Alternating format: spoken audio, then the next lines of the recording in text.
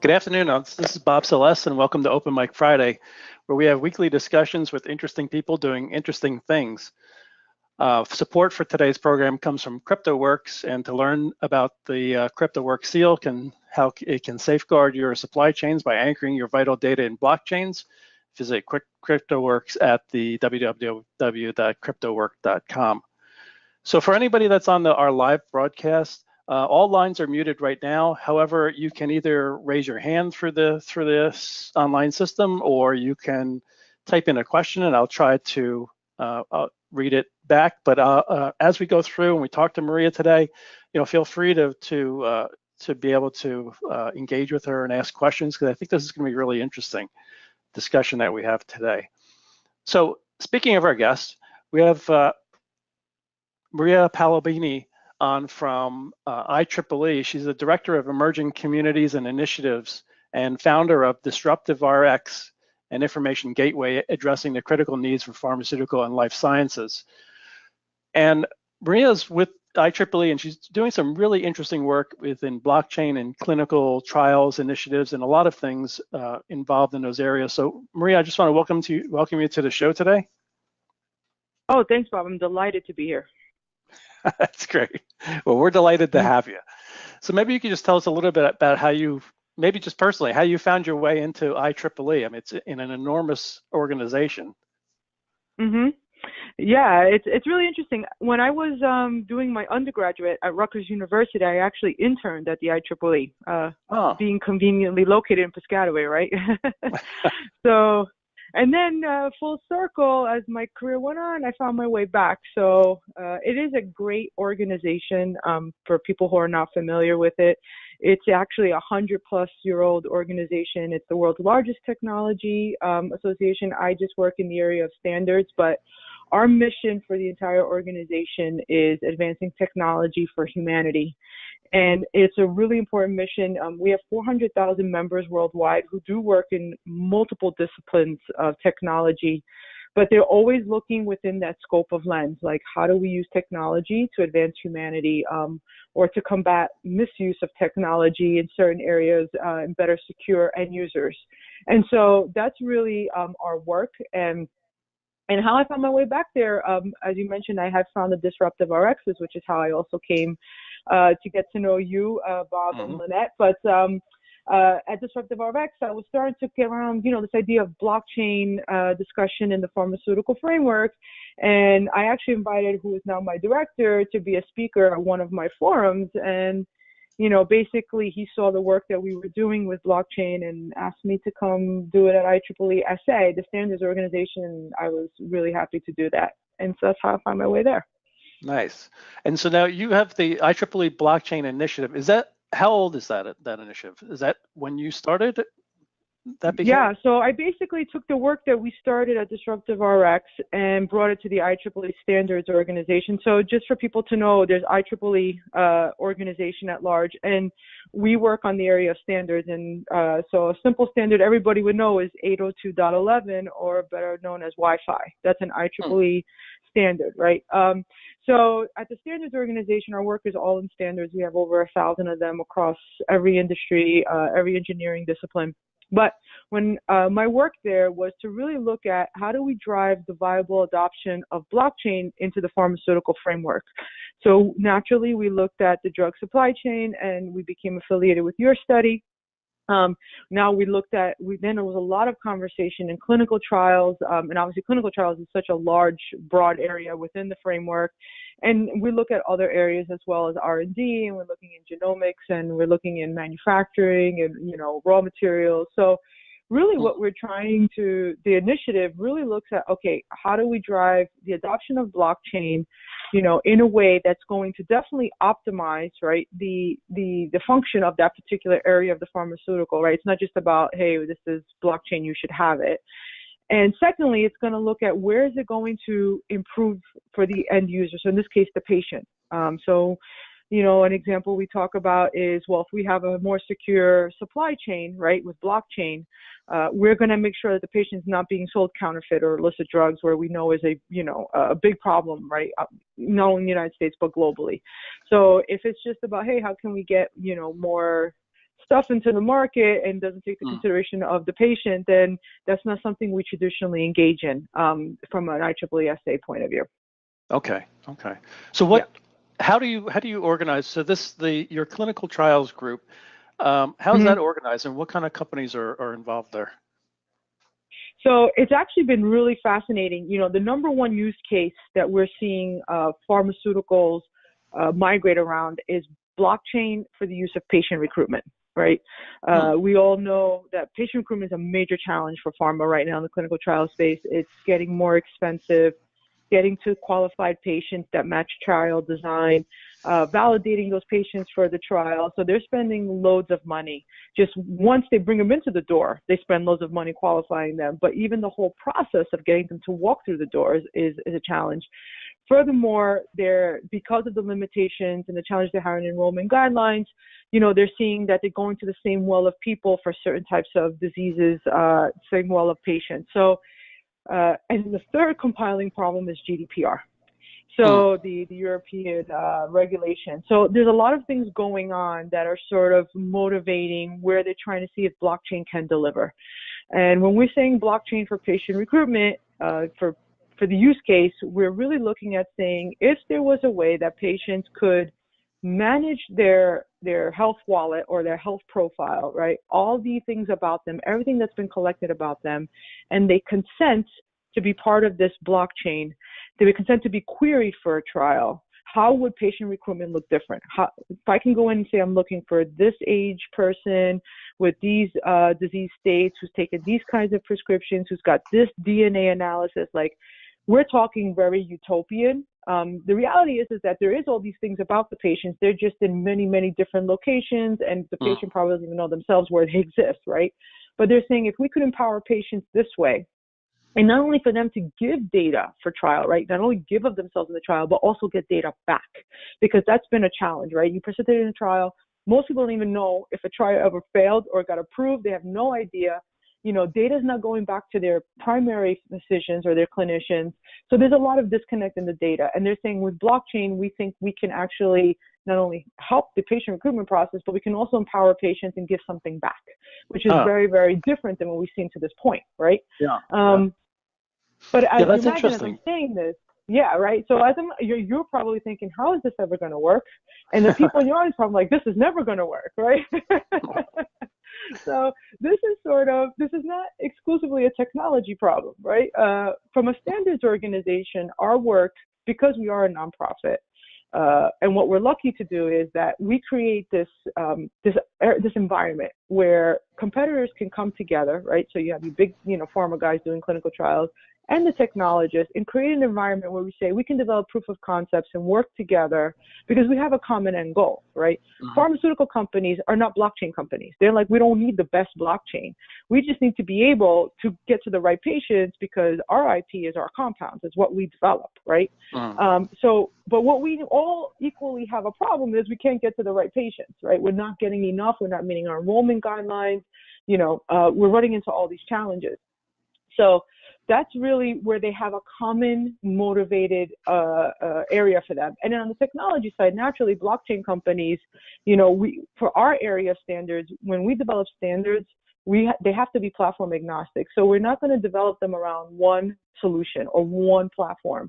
So naturally, we bring all these platforms in so that we can actually test the protocol, right? So if we're looking at interoperability with, electronic informed consent, right? We have to make sure that the informed consent providers are represented in that standards working group, as well as the different technology providers on the blockchain side, as well as the patient advocacy groups and the pharmaceutical clinical trial business and tech side. So you might see a working group of 20 people or 40 people just looking, because we need to make sure it's a consensus-driven standard approach, right? It can't just be, well, we've got one-sided view and here we go, right? Because then that's not going to benefit anybody. Okay, so you may have different groups on different aspects of the area of clinical trials. What was interesting you said before was you talked about getting data back to the patient, and that's pretty interesting, because what happened during the clinical trial really is part of their health history. And yet if they don't have that to share with their doctors or what have you going forward, so I'm guessing that's a little bit of a tricky piece there because of all the things that go into a clinical trial. Yeah, it's so, you know, in the world of blockchain, right, we've always heard these many questions like, you know, who's going to pay for it? Who owns the data?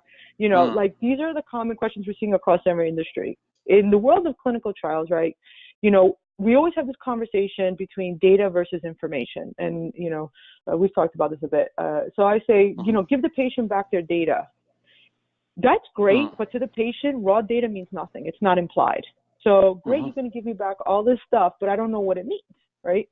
But then if you say, well, give the information back to the patient, now we have really where we're getting into the layer of service, right? So someone has taken this raw data and implied it against something, right? Your blood results are an average of this, aggregated against this. Somebody's dissecting this data, right? So now the question, so be like, yeah, let them have their data back. Sure, because it means nothing. But let me say, give me the information that comes with that data. Now we have a different conversation. All right. And then, you know, so this is back to business process. It's like we want to give something back, but I think we haven't yet completely defined. I want to say the global group that we're working with, which includes, you know, the pharmaceutical teams, the technologists, you know, the regulatory, you know, the patient advocacy groups. We haven't really defined as what that's going to go back into the patient profile. Right. And I'm talking about strictly content at this point. We're not even talking about the technical mechanism from going from chain to chain to chain, right? And how it gets tied back to a patient's, you know, health wallet and all this other stuff. So this is, again, a business process protocol question, right? You know, naturally, we know that if you have, like, for example, you know, the big question is, if you have an adverse reaction to a compound during a trial, well, how much of this information is going to leave your ecosystem, right? So if I'm pharmaceutical company X and I'm in their blockchain part of a trial, I'm still within their ecosystem, right? We're talking about a private blockchain or internal blockchain, what have you. But now my profile sits on a public blockchain, right? Like I'm putting verifiers on this public blockchain. So how much of this information is going to be allowed to leave your ecosystem to go into a public chain that might actually be sold for clinical research at a later date? Now, you know, so there's a lot of like huge questions there, right? So, you know, in a world of, when people say we love transparency because I want to see what you have, but I don't want you to see what I have, that doesn't really work, right? So, you know, that's sort of, but, you know, these are things, it's not necessarily, you know, mechanically, technically, yeah, a lot of things can be done with blockchain, but, you know, this is always back to the context of what we talked about. The revolution is how it's making us rethink the process and rethink when we say we're going to share data. That sounds great on paper, but what exactly are we sharing that, you know, can actually make both sides feel satisfied when they walk away, right, from that relationship? And I think that's still being sorted out. So is that something that they go through in the project, sort of looking at the kind of data that's available? Like you mentioned, blood tests and other kind of tests. Yeah. You could divorce that from what the trial was about because you don't want to give out that IP. But the fact that they had a certain blood pressure over the last 2 years doesn't necessarily give away anything about the trial, but would be valuable. It's kind of a valuable takeaway because those tests were given to the patient. Right. So if you think about it, right, we have there is a population of patients, right, who don't have access to healthcare, right? So their real area of maybe getting some sort of diagnostics done and everything sometimes is in a trial, right? So so for them, this is like an unbelievable opportunity, right, to be a part of a trial because they're actually going to get some diagnostics done and have some sort of healthcare, right? But then you have other patients. So we look at, because I think blockchain made us really think about how we define patients, right? Technically, everybody's a patient now, like you, I, everybody. But then you say, well, there's persons with now incentivized patients, right? And these are people we know with either a rare disease or terminally ill diseases, or, you know, hoping for, and trials sometimes are the last resort of hope for them to find some sort of help. So we have to look at classes of patients differently. And that's kind of the other thing about blockchain, because everything about blockchain is incentivization, right? And so that opens up a whole new door. But I think it's, there is an element, I think there's a middle ground, and I think industry has to come to it and say, okay, well, this is what we agree we're going to give back, right? and we know already what patients are giving, right? To qualify for a trial, they're handing over their health profile, like this is everything about me to be part of this trial. So I think it's, the sticky wicket becomes in some of these, when we talk about open health data, right, platforms and this kind of stuff, is when you say, well, the patient's going to have the right to sell their research, like about them, right, for clinical research, and they're going to be compensated in some form, right, monetary or otherwise. That's when it gets a little sticky, because it's like, if I ran all these health tests on you, right, and now you're in this public thing and you're going to sell it, and you're going to get the money, but not me, right? You and the platform, whoever the platform is going to get the money from it. Well, what happens to me that ran all these tests, right? So, this is the question of when you get to the bottom of data ownership, right? And and it's not an easy answer, right? I'm sure everybody goes through it every day. It's not simple. Yes, it's not so black and white. And I think it's just going to be a point where they're going to come to some sort of agreement and, saying this is what it's going to look like.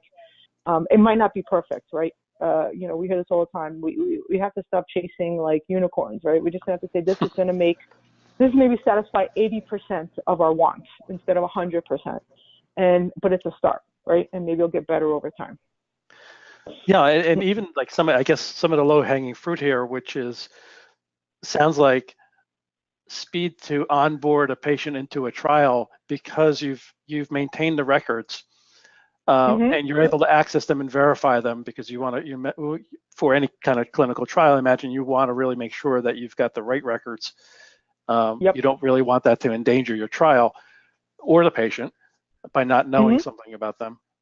So it's just even that, being able to marshal that information and then transition it into a trial must be so that's kind of a tiny thing, but it's actually pretty big. Yeah, like I said, I think the ability to actually, again, this is going to be very, utopian to say, well, I want to go into this, data market, right, and query these patients based on my trial design, right? I'm looking for these specific, disease states with these comorbidities and, with these blood levels, and, you go in and say, oh, wow, I found 100 patients. Could you just imagine that? Like, right? This is how, this is what we're talking about. Now, obviously, like I said, this comes with a lot of stuff behind it, right? Because there's probably somebody saying, like, well, how are they going to get that data? How's the patient going to get that data, right? So, and then how are you going to validate it? Because we all know, right, blockchain will verify, timestamp its stuff, but it will not validate it. So whatever goes in wrong is going to be wrong. And if it's not, if a patient goes in and builds a profile and says, I have this disease, and the person is lying, right? How are you going to know, right? So part of it on these platforms is going to be, how do we validate this data? So naturally, this is something else that we're working on at the IEEE SA, is like, how do we come up with some sort of, now this is not a blockchain problem, but this is a data problem, like quality data scoring system that says, well, these diagnostics were generated by these sources, and these are reputable sources, right? Like, and there's some kind of scoring, I'm oversimplifying it, but that's, the idea behind it. And it's not a simple task, right? Because, in the US, because this wasn't a US model, because when you go into Europe, you have a totally different health system and sort of a different scoring model, right? But obviously their data is a little more accessible because there's a public health system, so it's a little bit different. But I think when we're looking at this, from the use cases that we're looking at it, the patient recruitment is the biggest one, because it's the biggest challenge that we're seeing in the clinical side, the clinical trial side. But also, when we look at clinical research, just alone, these health data exchanges are going to really give an opportunity now in a different way. When we looked at it, it was like, a lot of companies can't afford to do a clinical trial, right? Smaller pharma companies, even some mid-sized pharma companies can't afford to do trials. So what happens is they get priced out of that market. And we all know access to data is really expensive, right? So generating data from actually, from patients, that kind of thing gets really expensive. So what we're trying to say is, if there's a market for verified, validated, real-world evidence of trial data, right? Empowering the patient to say, well, I want to make this available for sale, right? Consenting to it. What would it look like for these clinical researchers now, right? To get this data and be able to use it, tapping existing data, right? Obviously, all consents in place. Naturally, it's really important, both from the pharma side and from the patient side. But how would that really help some of these companies sort of like, rise above a little bit more and have an opportunity at the game, right? Because, that's really another opportunity we look at it. It's not meant to push big pharma out of the market. It's like saying, hey, maybe you guys can develop this a little further along or have better access to data you didn't have before, right, when you're developing a lot of this stuff. So that's sort of another area that we looked at with this data exchange via the blockchain. But, from our end, we're looking at it beyond just patient recruitment. We're looking at it how we see blockchain and IoTs for the clinical trial supply chain, right? We know there's quite a bit of pilots going on in that area. We actually have a standard working group that's looking generically at, how do we make IoTs interoperate with blockchain in general. But then we say, how do we take this work and then start putting it into these specific applications, right? And then we actually have our pre-standards activity looking at using clinical IoTs, making them interoperable with the blockchain, but also validating the data coming out of them before they enter the blockchain, and how do we use them for other applications, like for patient recruitment, for diagnostics or clinical research. So that's a pre-standards activity. They're just looking at the viability for a technical standard, and I think they're pretty close to making a determination to move it to an actual technical standard. Oh, interesting. What are they going to standardize? Are they standardizing sort of the handshakes between these devices and patients? What I think from the IoT to the interoperability is the interoperability passing the data to the blockchain, right? So that they're going to probably borrow a little bit from the existing standard, the 2418, which is looking at the overall. But what I think the area where they're going to look at is the identifiers, like standardizing those identifiers, so that way when they enter the blockchain, they have some sort of, we don't have to, I guess that's more like a data structure, but from that point of view. But they're also looking at how do you validate that data, right? And tie it back to the patient's identity on the blockchain, right? So data's coming in, you're on the blockchain, how does it tie back to the patient's, identity? And then also all anonymized, and then at that point say, okay, well, it's been validated and verified, right?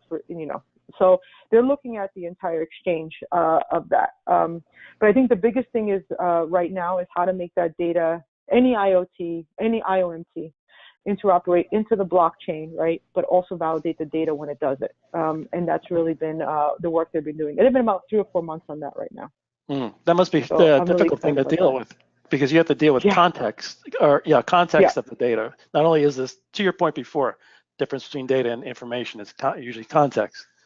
Right.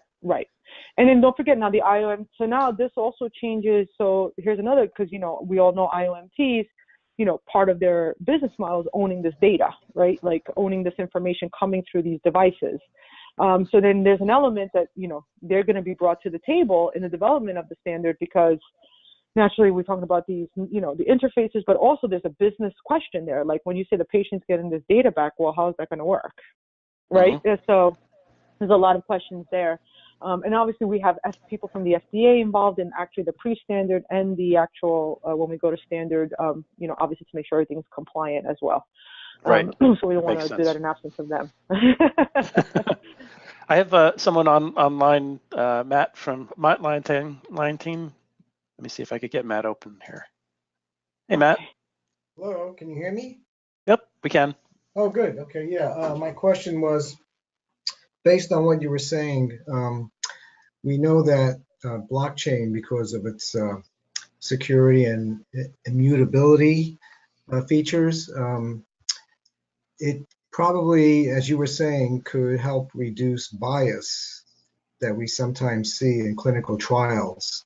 And I was wondering, how receptive are drug companies to that?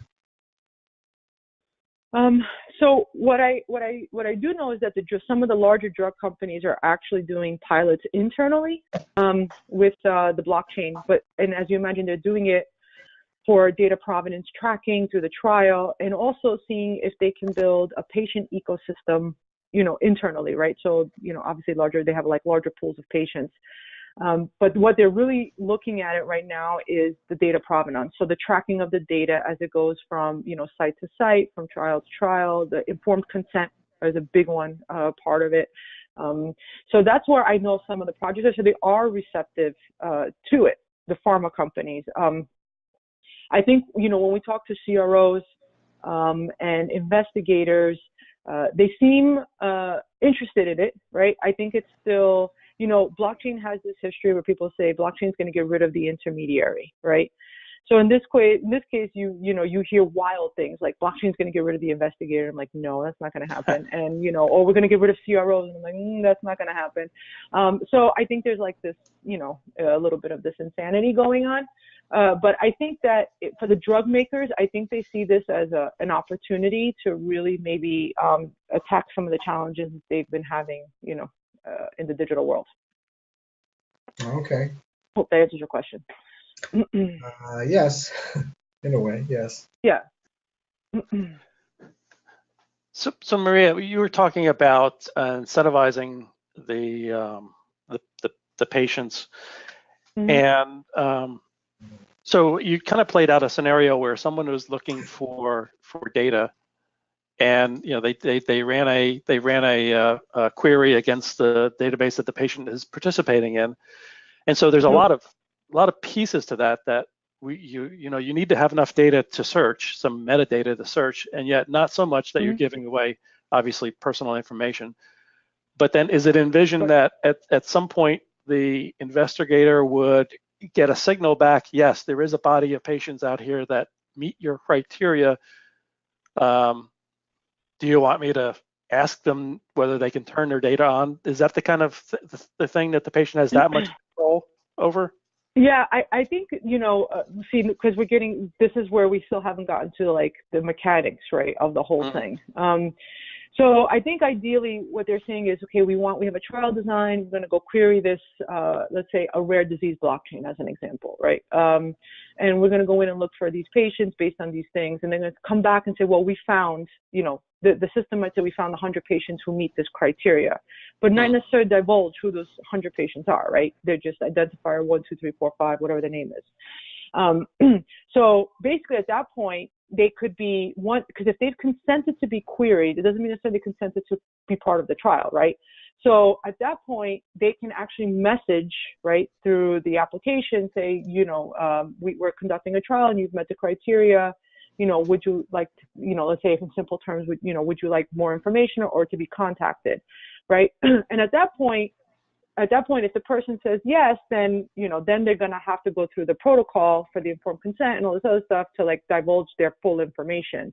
What we're trying to put there on the chain is that we can verify, right, the verifier that this person is a diabetic, that, you know, if they have cystic fibrosis, that they have whatever comorbidity. That's all we're verifying, right, at that point on the, you know, via the chain. Nothing is sitting on the chain. No real data sitting on the chain, as we all know. But that's, you know, in simple terms, that's really what we're talking about, you know. But like, you know, there's a lot to get there, right? Like, how is a patient going to pass those verifiers from, you know, their computer into the chain, right? So naturally, you need an app that could be integrated, that's easy for them to use because you don't want them to get frustrated. But also you have to say, well, how's this data going to get back into their profile, right? So there's like all these like, you know, mechanics that we, you know, and this is where standards can help with some of it, right, to make it universal across platform. But, you know, there's also a work there to, again, you know, the business process side and there's the technical side of it. But that's really, you know, we're at the early stages of it. I can tell you, for instance, one of the pilots that's currently, I think it just went live, is the Emblema pilot, right? Emblema is actually a company based in New York and France, and they actually launched the real-world evidence blockchain pilot. And really what they're building is a real-world evidence data exchange. And they're going to start with rare diseases, and they're going to partner with pharmaceutical companies, and their idea is to put real-world evidence data on this exchange with patients consenting to like sell it for research, right? And consenting to be queried. Obviously, the pilot of patients they have are consenting to be part of the pilots. So and they're actually, interestingly enough, also going to tap through the FDA's Hive database. So the data is going to go through multiple layers before it becomes part of the actual public exchange for sale, let's say, for lack of a better way of saying it. So you have the data collected, it's verified, it's after the trial. It's going to actually go through the FDA's Hive database, and then it's going to be elevated into the exchange, right, on their platform. So this is ultimately what they're doing, and they're doing it in rare diseases naturally. And the reason why I say naturally is because, we all know rare disease patients are very motivated to either put their data to research or to be part of trials to help find cures and to really advance, medicine in their areas. So that's the first, actually, they've actually built the first patient blockchain, technically, if you want to think about it. Yeah. Do you think this work will continue on? And then I think maybe to Matt's point before, actually be part of a trial itself? So will it be blockchain blockchain supported, no, trial supported blockchains, if I said that the right way. So trial supported blockchains. Yeah, I mean, I think that, we're in the early stages of it. So if you look at, groups like IMI, the Innovative Medicines Initiative, they actually just started their blockchain-enabled healthcare group, which is looking at 3 use cases, and one of them is obviously blockchain for clinical trials. And they've brought together 10 of the world's largest pharmaceutical companies to be a part of that. And basically what they're building is conceptually what I just told you about, using it for patient recruitment, like building a public blockchain. And, so I think that, I think we're still in the early stages. We're seeing, blockchain, so we all know we just had crypto winter, right? So we're seeing, a lot of worry. Projects are not coming out of pilots, or that they're not coming out of POCs because there's still a lot of uncertainty around it. I think that right now what I think we will see is more of these data exchanges. I don't know, I don't think we've come up with a better term for them yet, but these sort of data marketplaces, empowering patients, I see that more. I've actually been approached by a couple of companies to advise on some projects they're working on, a little bit different than real world evidence one, but conceptually, the idea is we're going to build a data platform, right, for patients to be empowered in a rare disease state.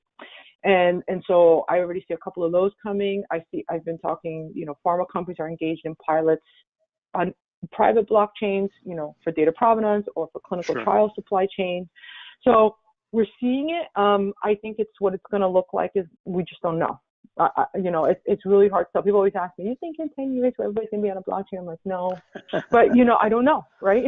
I mean, I always go back to the internet, right? The internet for me, I'm still surprised with 30 years post-internet. And only last year, I think, was the first year for Christmas sales, cyber sales passed in-store sales, right? And they've only been tracking it 10 years, and we're like 30 years post, right? So, as pervasive and as needy as everybody needs the internet, it's still, when you look at some of these statistics, you're like, wow, we're still only there, right? And so I'm not saying blockchain will be the same for the blockchain developers, but what I'm saying is that, we're still in such early waters with this, right? And I don't think people doubt the technology. I don't think that's what it is. I think my opinion is that the technology is forcing them to rethink everything, right? And it's not a single person decision, right? It's not just like, oh, okay, I think this is a great idea, we should do it. I mean, we're talking about 10 to 20 people and sometimes departments being impacted by these changes in multinational companies. And so it's natural to think it's going to take a while to make its face really shown on how this thing's going to look. So the group themselves, what kind of, if you could give us a little insight into what kind of challenges they had as they started to kind of, wrap their heads around not only the technology, but as you said, it forces you to start to rethink how you do business or how you do the process. What kind of challenges did they have as they started coming together as a group and thinking through this? So the one thing is, usually when the group comes into our like standards, pre-standards or standards working groups, they already have a common baseline interest because these are all market driven, right? So they already say, okay, well, we know we agree already, because by nature, we have a consensus that we want to try to figure out how we can use blockchain for patient recruitment, right? From a public model. In this case, this is what they're really talking about. They're not talking about private IP stuff, right? Just to be clear.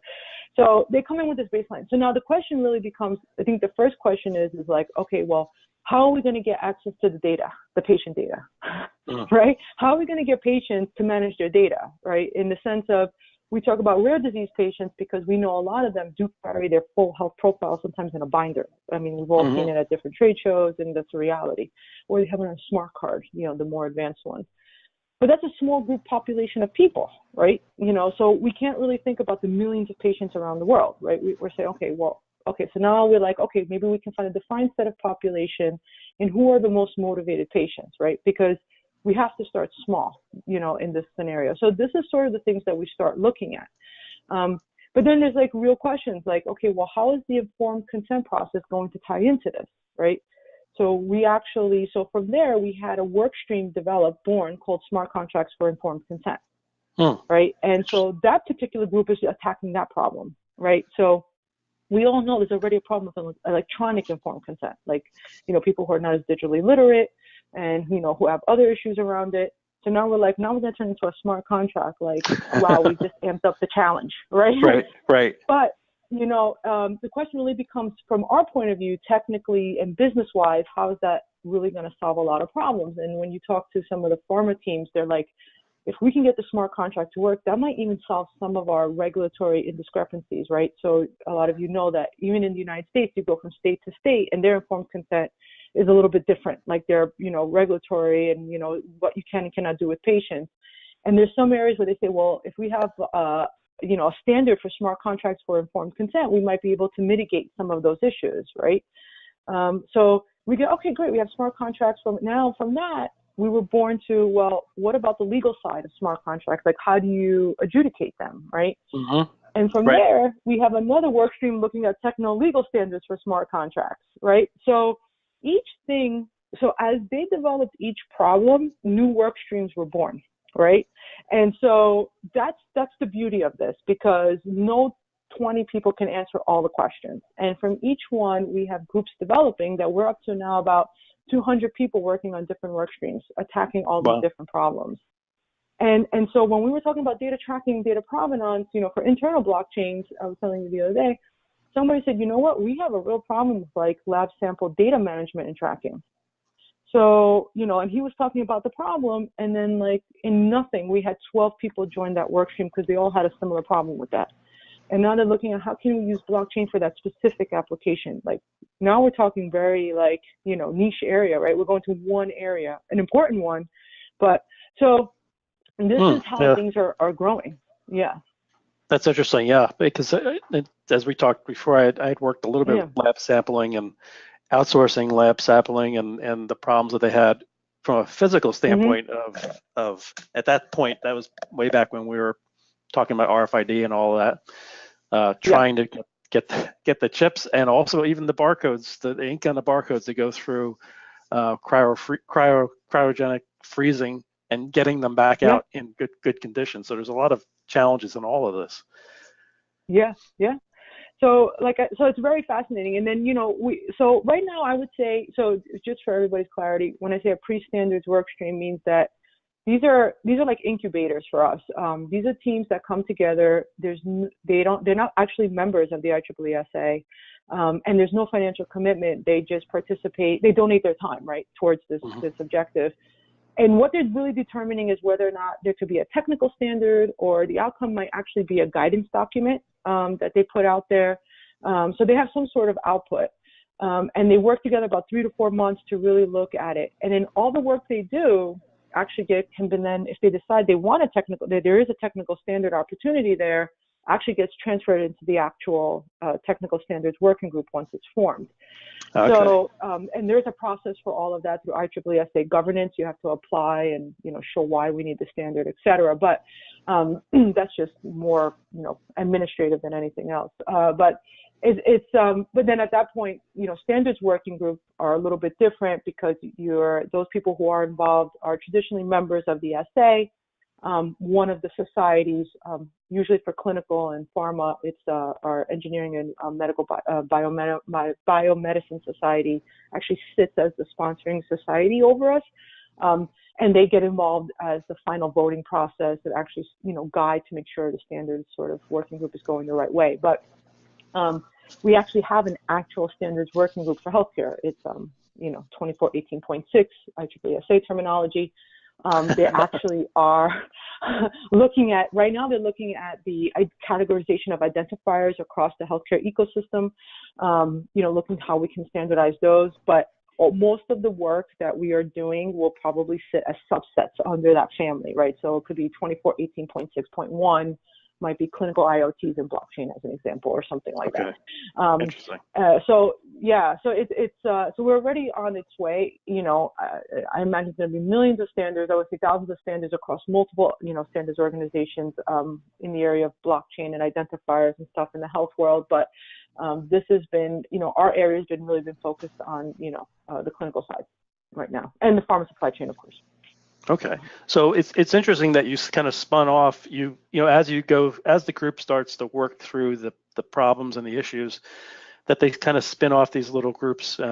Maybe not little, because when you talk about legal aspects of smart contracts, I mean that's a whole big can of worms. But yep, absolutely, what they discover can probably help others also in that have that same kind of issue. Absolutely. So the technical legal standards group is actually looking at smart contracts in general, right? Whatever the application is for, whether it's for supply chain or for clinical. What they're trying to say is, could we develop some sort of baseline technical legal standard, right, for them? And then, obviously, once we get into application, take that baseline and build off of it, right? They've actually put together a real comprehensive landscape of what that could potentially look like. And it's very fascinating. It's a lot of work. That's actually being done with the Accord Project. I don't know if you guys know them, but they are also a nonprofit organization, and their area of obviously expertise is smart contracts, naturally. So, and they come from a legal perspective, right? And they're actually working with us on the technical side of it. So, it's been a pretty fascinating collaboration on that too. That's interesting. Yeah, we're actually going to have someone from Accord on in a few weeks on the show. And you're right, taking something that's a legal contract written in English or any other language and trying to convert that into something that would look like a smart contract. What are the challenges? There's a lot of challenges, I imagine, in that piece of it. Yeah. And then, like I said, when we get into the informed consent process, looking at it from smart contract, say, oh, okay, we just take that and we put it into the smart contract, and you have the triggers and all that stuff, right? But then the big question becomes, back to the adjudication is the right to be forgotten, right? And how does that look on a smart contract? So, and obviously in the world of GDPR, that's an important element, right? And so, we have to make sure those requirements could be satisfied as well. And there's a whole bunch of things that, you think, oh, these things would look great on paper, but then as you start really going into them, the details, they start to surface. And that's why I say from like one, you have 10 work streams born, because it's like, well, we need like 10 people to work on that, because that's like a big problem, bigger than we thought, or whatever. And so, like I said, this is the incubator when I say pre-standards activities, because maybe out of like, let's say 10, let's say 5 might graduate into an actual, technical standards working group. And the other 5 might just put out a great guidance document, for industry to follow, right? Like, these are what we think you should be doing for X, whatever. So, there's always some kind of output that's beneficial to the overall progress and the adoption of the technology. And, we're just talking blockchain, but we're also looking at, okay, well, what happens now with intelligence, right? So AI, and what happens now, when we're saying we're going to use the IoTs for, whether it's for monitoring adverse reaction, right? Or we're going to do IoTs for remote patient monitoring. How's that going to tie back into the blockchain, which is why the clinical IoT work was so important, right? Because we can potentially solve that challenge. So there's just so many ways. So now it's like, we're trying not to keep blockchain as a silo. We're trying to say, okay, how is it going to interact with all these other, deep technologies that everybody's looking at? They're here. They're not emerging. They're here. It's just figuring out how we're going to, push and pull them and do it in a way that we're supposed to getting the outcomes that we're supposed to be getting out of them. Interesting. Yeah, especially, so you've got a lot of pieces that are running in parallel and yet connected. So this must be a really interesting challenge from an IEEE kind of staff position of trying to keep all these balls doing things and doing great research, and at the same time bringing some context by bringing these groups together at different times. Right, definitely. I mean, so, I'm lucky to have, we have great, we call them volunteers, right? So people who participate in all these activities. And I have a great chair, Tim Mackey, who's at the University of San Diego. He's one of our co-chairs. We're probably bringing on 2 more co-chairs this year with more the technical background on AI, machine learning, and blockchain to sort of, and they're working with the work stream leads, but they're also looking ahead and saying, well, we should be developing work streams in this stuff, trying to find out what the market is doing, and because they're working in it every day as well, right, in the technical application. So I'm fortunate enough to have such passionate people. Like, this is the one thing people always tell me, man, standards could be boring, right? And I always laugh because, I guess if you think about a standard, yeah, but what the thing that's been so exciting, and you also work at GS1, but it's like the passion, right, for people to want to put their time into it, to find a solution, to make that technology work, to make a difference, right? And that's been to me, this feeder, right, for all these ideas, because they're just so wanting to make a change or to see innovation really come through. And really they're just putting their time into it, right? So after work, they sit on conference calls at night because these are global initiatives. So not everybody's in one geographic region.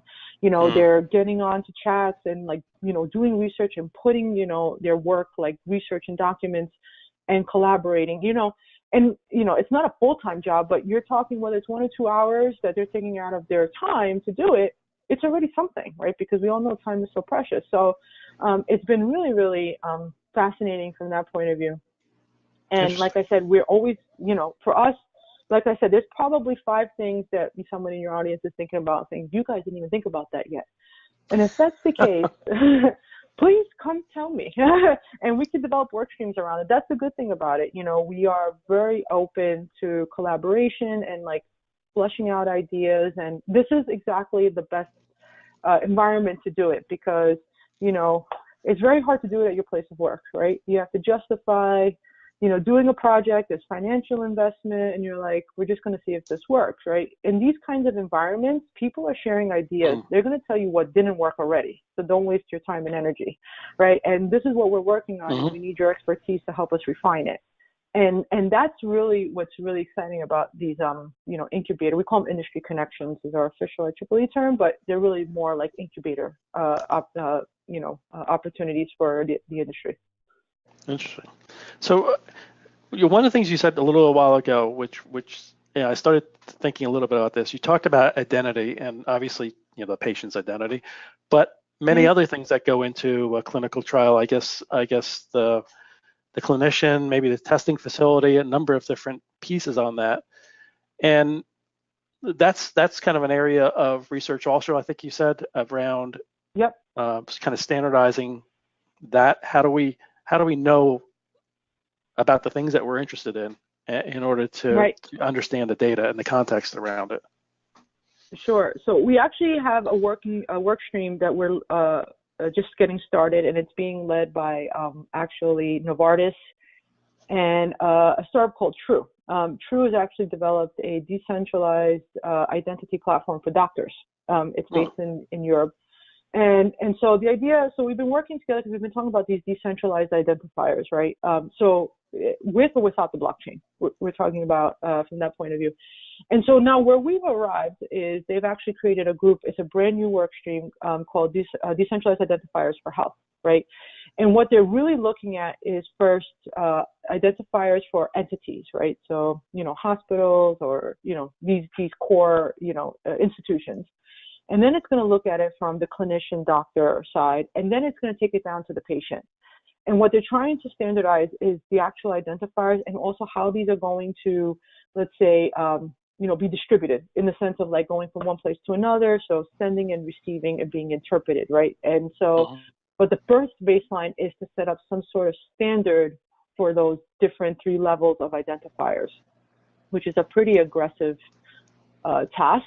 But we have, we already have about 20 people interested in joining it. We have PhDs who want to be a part of it. So it's a fascinating, I imagine this is going to automatically, by its nature, going to divide into 3 work groups, right? 3 sub work streams looking at each group. And then there's going to be, obviously, I think one a little more focused on the actual technical transmission, for lack of a better way of saying it. The other group we're working with on this is Evernym. I'm sure everybody's familiar with Evernym, who's really deeply tied with Sovereign, right? And the Sovereign Foundation. So they're going to be one of the 3rd leads on this particular activity. Okay, are they part of the, I think it's DID for identification? Yeah, yeah, okay. Yep, decentralized identifiers, yep. Yeah, that's shown up in our work group also around the Drug Supply Chain Security Act, around identifying companies. Yeah, they have a great, Sovereign has a great platform and, a repository of information. Evernym, a lot of the team members in Evernym are part of Sovereign, but, Sovereign has multiple different companies represented there. So they have a lot of great work that they're doing. Great. So we're coming up at the top of our hour, and I just want to ask you, I mean, I know this is difficult asking a standards organization, but when do you think something might come out of the group, either as far as sort of a report out or the next kind of thing we'll hear from you? I get that from my boss too, Bob. Oh yeah. It's hard to do that. So the work streams are a little bit easier because they have a more defined timeline. So we usually say 3 to 6 months.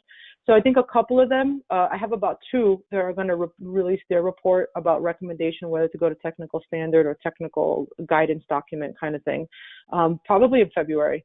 The actual standard for the healthcare one, the 2418.6, is actually just getting off the ground now. And if you look at it, probably their first standard won't come out for probably 12 to 16 months. So that one actually, if anybody's interested in being part of that, that's what we call an individual-based standards project, which means that you can be an individual and participate. And you don't even have to be a member, but if you want a vote at the end, once they actually come to consensus on a technical standard, then you have to be a member of the SA. But up until that point, you can be a part of the standards development throughout the process. So if anybody's interested in that, let me know. And that's being led by Heather Flannery, founder of the Big Alliance, and now she's with Consensus as well. So she's the chair, and I think Kevin Clausen is the co-chair on that particular work group. So great. From Lipscomb, yeah. Good. Well, Maria, it was great talking to you today, and we can't let this much time go by before we talk again. Yes, and like I said, and I'm Bob, I'm really thankful for the work you guys are doing, in the studies and stuff, because that really helps us as well, generate ideas and see where we can help, bring some of this stuff into adoption, with the standards, and also getting the FDA involved in that kind of thing. So. Great. Definitely, we'll have more conversations. Great.